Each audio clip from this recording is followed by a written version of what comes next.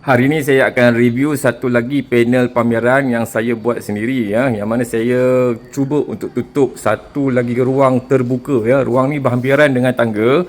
Jadi setelah saya fikir apa yang patut saya buat pada ruang tersebut, maka saya dapat satu idea iaitu dengan membina panel pameran.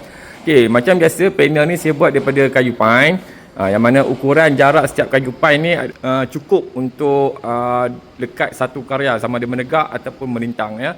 Di sini kamu boleh tengok ya binaannya, insya-Allah kukuh. Saya skru ya, semua ni skru di bawah pun saya ikat kaki dia dengan dua skru ya, wall plug. Kalau kamu perasan di atas ni pun saya ada bina satu lagi structure frame ya, yang mana ditutup belakang itu dengan jaring. Kemudian saya bina lagi, skru lagi kayu-kayu frame untuk dilekatkan karya batik. Karya batik ni daripada kain ya. Kemudian saya stretchkan dia, lekat stapler terus. Jadi dengan binaan ni maka saya dapat memaksimumkan segala ruang yang ada bagi tujuan pameran ya. Lepas ni kita tak nampak lah sawang-sawang yang ada kat belakang tu ya. Dia memang berjurai-jurai sawang kat belakang tu. Tapi alhamdulillah dah ditutup dengan panel pameran ni. Okey, anda rasa bagaimana? Okey ke? Okey. Kita jumpa lagi. Assalamualaikum warahmatullahi wabarakatuh.